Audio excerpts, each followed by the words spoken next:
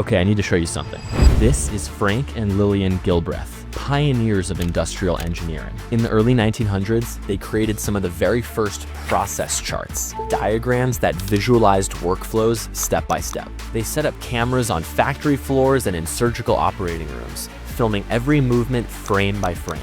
Then they broke it down into a chart. Take bricklaying, for example. Workers bent down hundreds of times per day to grab bricks off the ground. The Gilbreths reorganized this process, raised the bricks to waist height, placed tools within reach. With just that change alone, output doubled, and the work got easier. In healthcare, Lillian applied these same principles to surgery. She noticed that surgeons would waste precious minutes just searching for their instruments. So she designed standardized trays and trained nurses to hand over the right tools at the right moment. The result was faster surgeries and safer surgeries with far fewer errors. And if you're watching this video, chances are your business doesn't feel like it's flowing. In fact, it probably feels more like chaos. Like you're stuck inside the machine that you built, where every day is just reacting, putting out fires, and playing catch up instead of keep up. But just like the Gilbreths, you too can map out your business. And when you see it all laid out, you'll notice the bottlenecks, the loops, and all the other areas for improvement.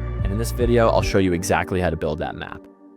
So firstly, what is a process map? A process map is a diagram of a journey. It's a step-by-step picture of how something moves from start to finish. Just take a factory as an example. Raw materials go in and a finished product comes out the other side. Now, obviously, this is a drastic oversimplification of what takes place in a factory, but I think you get the idea. When do you use a process map? Anytime you have a product that moves through the same repeat steps, you can benefit from drawing out a process map. Obviously, things like manufacturing come to mind, but also think about editing a video, or customer onboarding, or cooking a meal. Although actually, if you're using a process map for cooking, you have taken this concept way too far. Now, the process map is especially useful when you feel as though something is bottlenecked in the system, or where you're losing track of where units are in the production pipeline. Now, lots of businesses, especially one-person freelancers, run their business in an incredibly disorganized fashion. They put effort in, which feels productive because being busy makes us feel as though we're being productive, and they hope that their desired outcome is the end result. But by mapping it, you actually expose what's going on inside.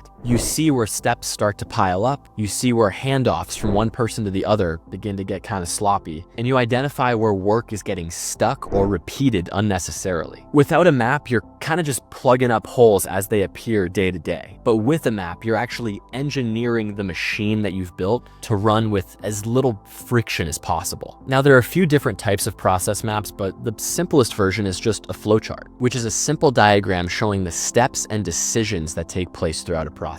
It's honestly great for basic workflows and also just for getting a bird's eye view of your entire process. If you want to map out more complex processes, especially those that involve multiple teams, then you may want to opt for the more complex process map. I picked up this incredible little explainer book on the process map. It's like 15 pages and mostly pictures, so not a heavy lift, but great if you're thinking about building out that more complex version of the flowchart, the process map. For the purposes of this video, I'm just going to stick to the basic flowchart, but if you'd like for me to make a video on the more complex process map, just let me know in the comments. Okay, so to make this real, let's actually build one together. I was just having dinner with a buddy of mine a few nights ago who is a musician and a songwriter, and we actually built out a process map for his music production process. Now we're gonna build out another flowchart for his song release process, and then one for sending to labels and so on and so forth. But let's just start off with the basic music production flowchart. So in talking to my friend, I was asking him, what is the first step in making a song? Like, where do you start? What's the seed? What is the idea? And he explained to me how a lot of times he'll have an idea or have a few lines that come to him in his head. And so the first thing he'll do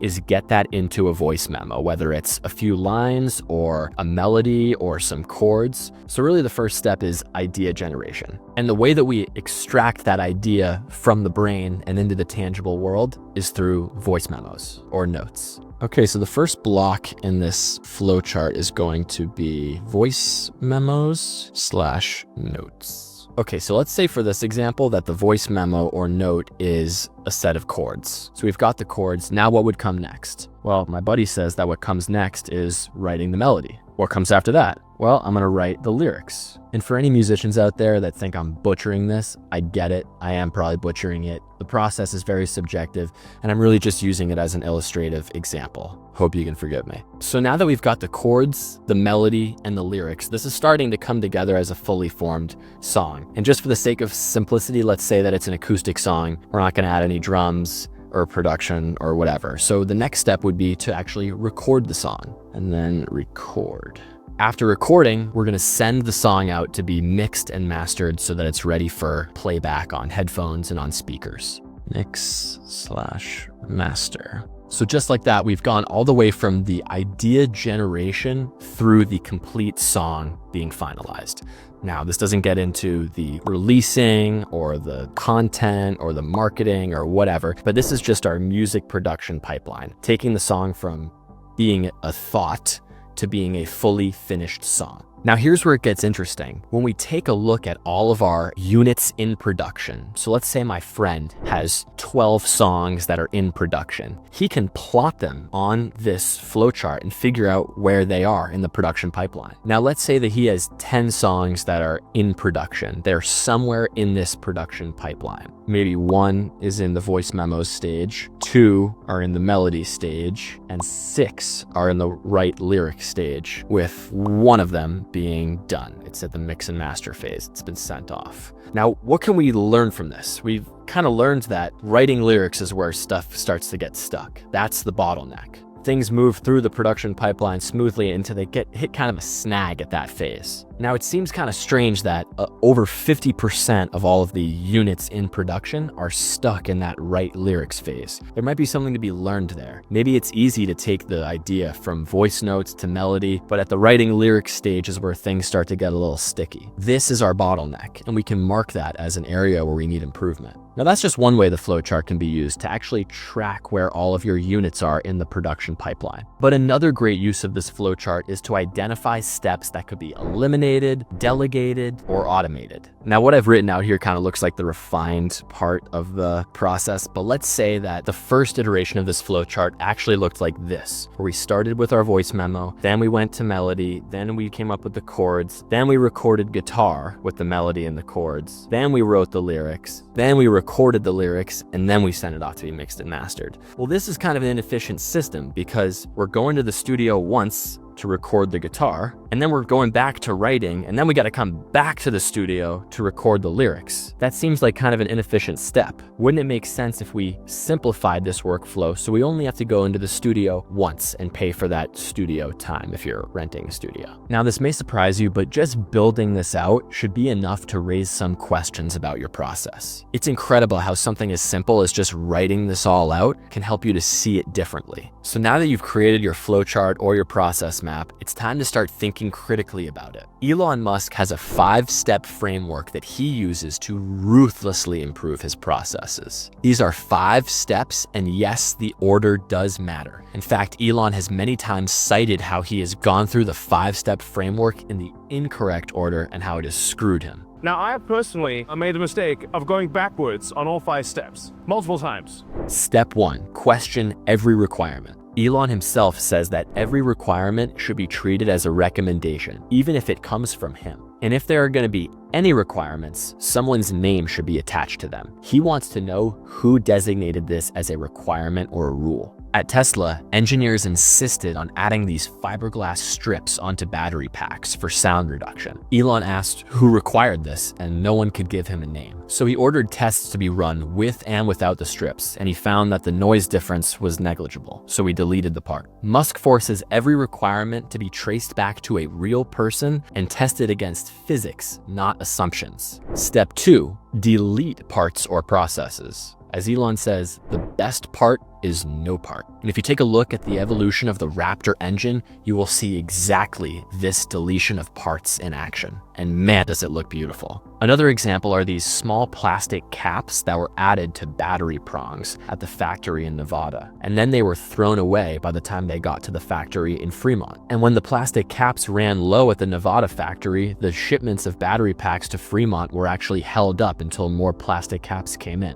Elon questioned this and asked why we needed these plastic caps. They were supposedly there to prevent pins from bending during shipping and handling. But when Musk asked who specified this requirement, no one could give him a name. It was just one of those inherited, unquestioned steps. Someone along the way thought that it would be safer if they did it this way, and then it became part of the process. So Musk had the team run a test without the caps to see if bent pins were actually an issue. As you can probably guess, they weren't, and so the part and the cost were instantly eliminated. Musk is ruthless about deleting parts and processes that don't need to be there. He often says that If you're not adding things back in 10% of the time, you're clearly not deleting enough. Step 3 is simplify and optimize, but only after all the unnecessary parts have been removed. Musk cites examples of when he has simplified and optimized something that should never have existed in the first place. Anyways, when designing the Model Y, car makers used hundreds of parts welded together to form the undercarriage of the car. Musk looked at this and said, why not just cast the metal as a single piece? The engineers objected. There wasn't even a machine big enough to cast it. So what did Musk do? He pushed suppliers until one of them finally agreed to build the world's largest die casting machine, known as the Gigapress. This change simplified the manufacturing process, lowered the cost to make it, and actually increased the strength of the material since it was one piece instead of hundreds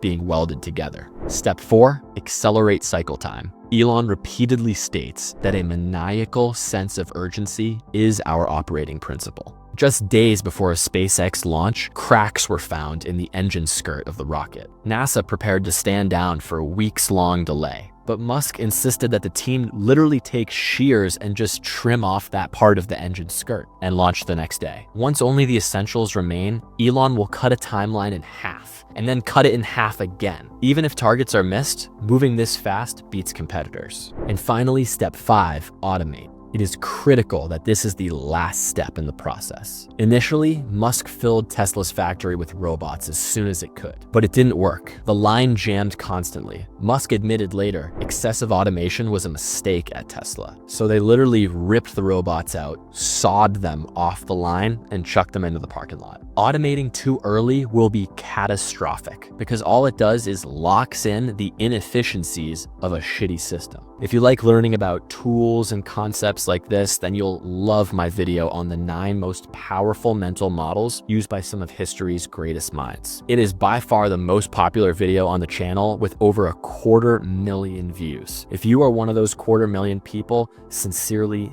thank you. And if you haven't seen the video yet, I think you'll love it. I'll see you over there.